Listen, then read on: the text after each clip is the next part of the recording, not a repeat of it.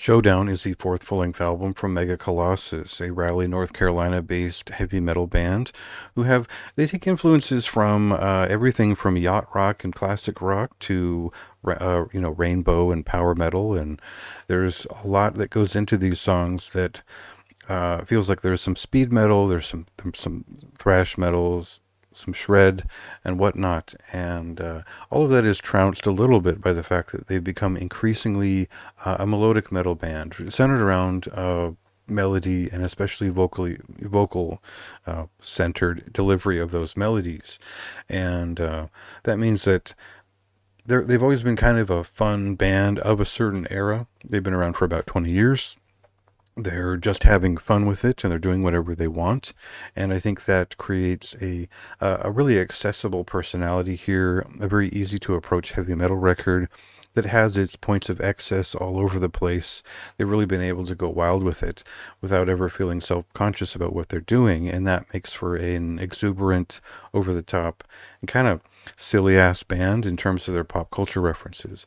I really don't like that side of the band, but I do think that some of their records have gotten better one after another, especially if you're a fan of Slewfag or High Spirits. There's some a sort of gleeful abandon to their stuff that has developed over the years, but it has changed considerably depending on who was in the band, and that adventure metal title that suggested something like epic heavy metal is now much more of a power metal thing.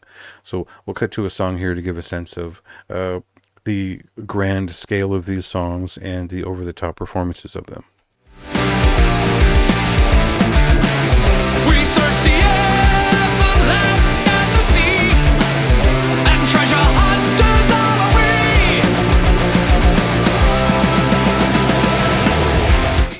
So I'm not sure if it's a good thing that I said that this band reminds me of a power thrash metal band from the early 90s covering Journey, and in a kind of a joking way that you would throw away on the end of an album. And I think it's because it not only did it not feel serious, but they threw in some lines and some lyrics that I just thought were ridiculous.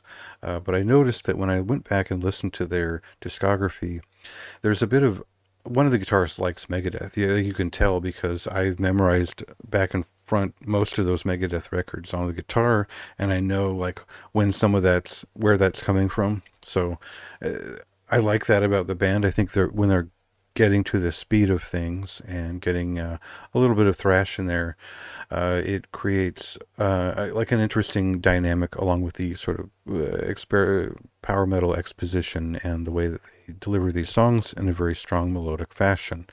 And for me, this veers into the AOR territory at some point. These 6 or 7 minute songs are not necessarily epic so much as they are very traditionally arranged and very catchy, whether it's, not just the guitar parts, but all of this comes together into heavy rock songs, essentially. But of course, this is a heavy metal band.